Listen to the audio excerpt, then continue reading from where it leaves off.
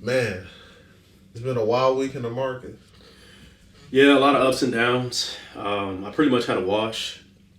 Um, I'm in 50 shares with Neo at 41.81, and it went to $47 by the end of the week. But midweek it was around I think 40.94. I was kind of panicking, but I held through the storm. Um, what else do I have going on? American Airlines, of course, is my recovery play, and I don't know, man. It was shooting up, shooting up, shooting up, and then this week kind of had some pullback. It's around the $16 mark right now, and I'm hoping to stick around, of course, as the vaccines start rolling out and stimulus talks. We're gonna have that recovery pretty soon. What about you? Um, my observation was Monday was a really red day, and then boom, it's just like green days from thereafter. Like, Mm-hmm. so I'm actually really in the green right now, which is cool. But I'm still dying in those China EV plays. I chased on those, so my dollar cost average is horrible on those. Right. But I mean, I just think with the second approval of the vaccine, which happened on Friday night, Correct. so that's gonna have some impact on the market on Monday. Then Tesla joining the S&P 500 is gonna cause a lot of volatility because they're gonna have to do a big sell-off in order to buy, however many billions of Tesla stock they have to buy to include in the S&P. So watch out for that. So some stocks are gonna be going up and down. Um, but also, when they have stimulus approved, that's going to be another green day. Exactly. As far as the plays that I'm in currently, like I got a home run with Plug, man. I'm up like 40% on that. Oh wow. Yeah. Then I'm up, 20 something percent on Broadcom. But I felt this in September. And just what I'm learning is like, it just all comes back to the fundamentals. If you pick a good company and you're in it long enough, you're going to see those gains. Yeah, I agree with that. And to mention Tesla, I think they have a price target of about 750 right now. And I But should have had what happened. no, I was gonna say the S&P's buying it at like 650 or something. Okay, But yeah, go ahead. but yeah, I should have held because I had it at I think it was 455 a month ago, and I had a few shares. I didn't have too many, but I should have held. I thought that it was only going to go up to like 550, so I sold it at around 500, and now it's at what 695, something like that. Yeah, so I should have held, but I've done other things with my buying power that have made more money than what Tesla would have done for me, and but yeah, so we just have to sit back and watch. I also have SBE. I bought that at about 38, 50 shares. So I'm kind of down on that, about $100. And to go back to your point, when you invest in great companies like Apple, Yeah. if I would have waited to sell my Apple now, look at it. It's at what 128. Yeah. That's a great company. It's always gonna make gains. They're always innovating, and so you make a really good point about that.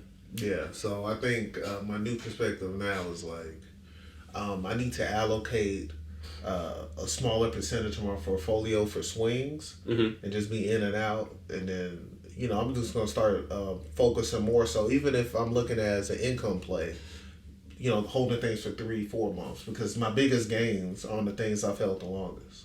Right. Yeah, at this point, like I'll have a lot of buying power. It's just sitting there in my money market, and then I was like, man, I'm up like whatever Yeah. $300 $400. How can I use the other buying power to increase that? And it's just greed. So I get into that greedy mindset, and if I would have just held my money in the money market, I could have got in SBE at a lower price. But I'm just chasing bags right now. So definitely, I need to get back to that long term mindset because in the long term, you'll have substantial gains, quick more than the short term. No, no, for sure. Like I said, man, I think once I finally get out of this China EV hole that I've dug myself in, if that does pop and they start to run, I'm going to sell two of them, XPEV and sell Lee, and just hold on to Neo. And then, you Okay. know, then I'm going to just round everything up, found maybe one more company to go long in, and then maybe just 20% of my portfolio I'm going to use for swinging. Okay. You know, where I buy it now, I see a dip, buy it, and make a quick $100-$200 selling the profit after the dip. So now that Tesla has been included into the S&P 500, are you going to buy Tesla? Next dip. Next dip. Okay. Next, like, crazy dip. Like, what's your price point? Under 500. Under 5? You think it'll go under 5? I'm going to see. No, that's solid. That's solid. But yeah, and then also I'm just kind of waiting on the merger for Apex Technology. I'm hoping that's my home run. I've held that for about a good 3 to 4 weeks now. So I think that'll be a good play. I have about 130 shares. Any gains on that? Are you up? I'm up, but I'm not up by a lot. I think it's like $50. I'm in at around $13.99. Okay, that's like 14 and some change. Yeah, 14 and some change. So if it hits 18, I'm hoping 20. I'm gonna go ahead and exit that position. Okay, so that's a little swing for you. Okay. Right.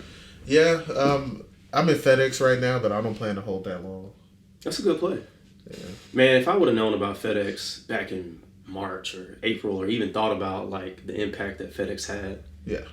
Man, wasn't it like, what was the price point at that point? It was like, under $100 at that point? Something like that, yeah. It was really low. Yeah. What other stocks do you feel like, if we started this podcast back then, you could have made huge gains on? I wish I would have brought Broadcom in March and not June even. Yeah. And not September, but it's okay. I'll take what I have on that. I wish I would have bought all EV, knowing that Biden was going to win presidency. I should have just stocked up on all things EV prior to election, but I wasn't thinking.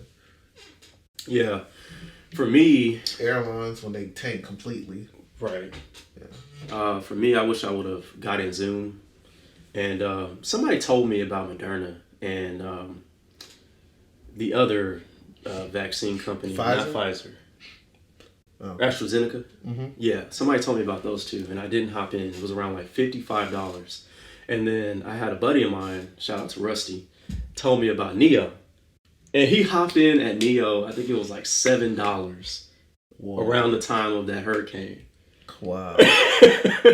And I hopped in at 18 on just like my play account, on the Webull account that I had. Yeah. And yeah, it made some gains. And then I was like, man, I should have put in, like $5,000 on this thing. But you just stay. Yeah, you just never know, man. You just never know. But like you said, Biden has a plan, those new initiatives for EV, and it's here to stay. Yeah.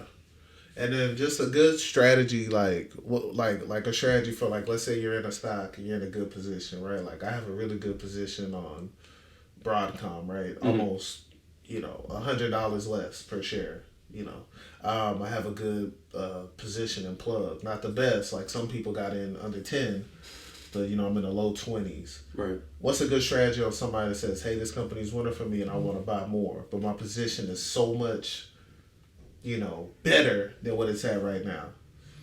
Well, I think you have to kind of look at where the company's going. If you feel like that company Plug power is at $30-something, yeah, and you have a price target of 80, and you got in at around 15, I think you should just average up and buy more shares, because it's gonna keep increasing. The price will keep increasing, and then you can take some of those gains that you made from the lower price point. So I think averaging up in that case is a good idea, because when you start getting into the averaging down, then you're basically taking those losses at that point.